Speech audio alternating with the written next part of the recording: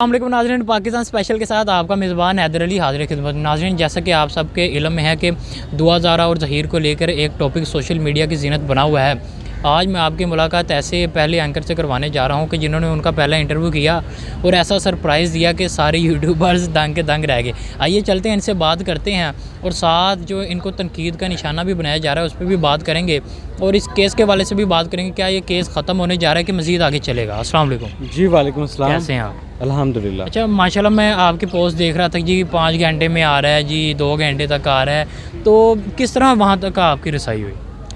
देखिए, मीडिया के कुछ रिसोर्सेज होते हैं, मुख्तलिफ़ लोगों के होते हैं, आपके भी होंगे। इसी तरीके से मैं अपने रिसोर्सेज बताना नहीं चाह रहा, ये ज़रा पर्सनल मैटर होता है, कोई भी अपने रिसोर्स नहीं बताता। बस मैं किसी तरीके से 2 माह की मेहनत के बाद वहाँ पर पहुँचा, इंटरव्यू किया और वो सबके सामने।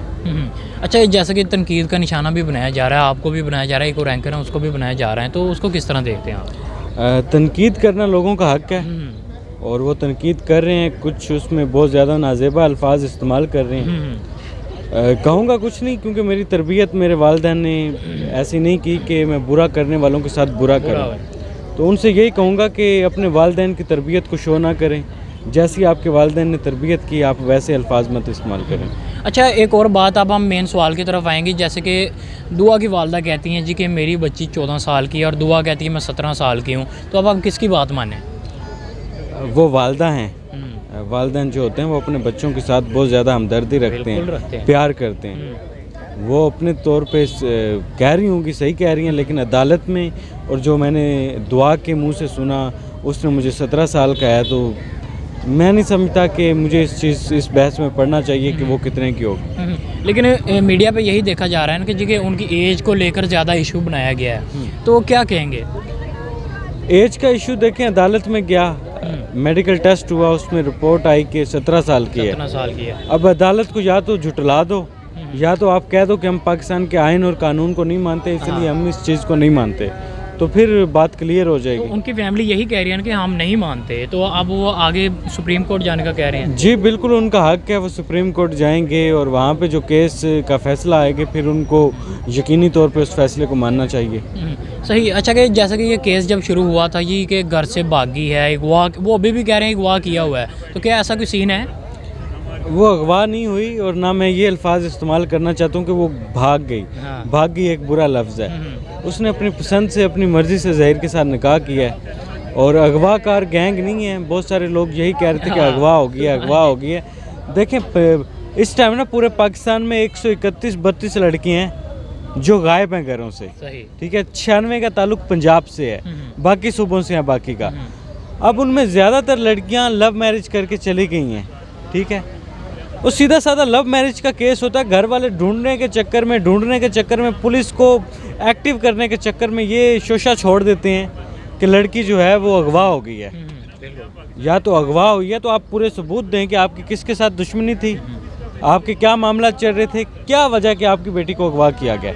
सीधा साधा लव मैरिज का केस होता है जिसे तरोड़ मरोड़ कर पेश करके अगवा का केस बना दिया जाता है। लेकिन देखा जा रहा है कि दिन ब दिन बयान भी बदले जा रहे हैं, पहले अगवा फिर लव मैरिज, लेकिन अब वो दुआ और ज़हीर कह रही थी हमें एक्सेप्ट करें, उसकी वालदा कह रही नहीं हमने नहीं करना, तो इस हवाले से क्या कहेंगे? देखें, वालिदैन को बड़ापन का मुजाहरा करते हुए एक्सेप्ट करना चाहिए।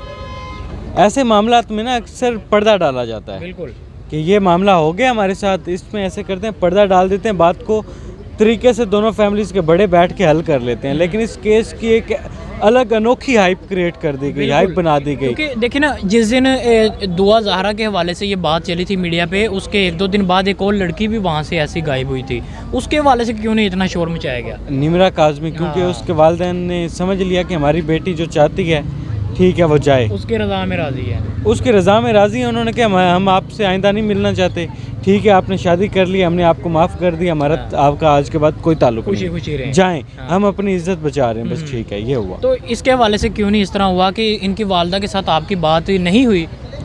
वालिदैन के साथ मेरी बात नहीं हुई। वालिदैन ज़ाहिर बात है दुखी हैं, उनकी ख्वाहिश है, उन्होंने बेटी के हवाले से बहुत सारे ख्वाब सजा रखे होंगे कि हमारी बेटी की शादी होगी, हम ये करेंगे, अपनी ख्वाहिशात को पूरा करेंगे, मतलब 100 अरमान होते हैं वालिदैन के, तो वो सब ख़त्म हो गया। तो ज़ाहिर बात है वो दुख में है, सदमे में है। तो मैं उनके हवाले से कुछ नहीं कहना चाहता। जैसे कि कुछ यूट्यूबर्स हैं कि उनके वालिदैन के साथ मुलाकात करके आए हैं, आपसे भी उनकी मुलाकात है, उन्होंने आपको क्या क्या बात बताई?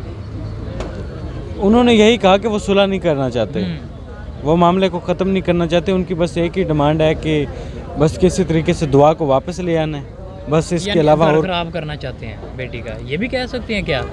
बिल्कुल कह सकते हैं इस चीज़ को। अगर निकाह हुआ है तो मेरे ख्याल में निकाह को तोड़ने वाला काम जो है वो शैतान का है, तो मैं शैतान का किरदार अदा नहीं करना चाहता। मैंने सिर्फ कौम के सामने हकीकत रखी है, हकीकत को सामने ले आया हूँ। तो मेरे ऊपर सिर्फ इस वजह से तनकीद की जा रही है और लोग मुझे बुरा भला कह रहे हैं, तो मैं कहूँगा कि मैं कुछ नहीं कह सकता लोगों को। बिल्कुल। अच्छा, पहला इंटरव्यू तो आप कर रहे हैं, दूसरा कब करने जा रहे हैं? कुछ नहीं कह सकते। कुछ नहीं कह सकते। कुछ नहीं कह आप वो रिसोर्सेज नहीं इस्तेमाल करेंगे या वो खुद ही आप नहीं मानेंगे? मुझे लग रहा है जितनी वो देखें, पहले भी वो नहीं मान रहे थे। अच्छा।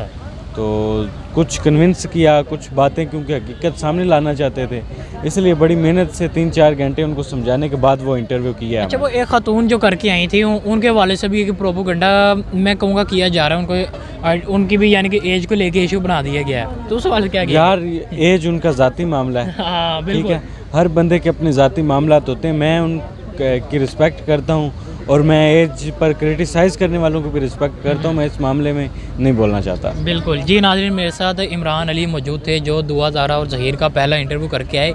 उम्मीद है आपको आज का प्रोग्राम बहुत अच्छा लगा होगा और कुछ इस तरह के हमने सवालात किए कि जो आपके जहन में भी होंगे। इसी के साथ मुझे मेरी टीम को दीजिए इजाज़त। अल्लाह हाफ़िज़।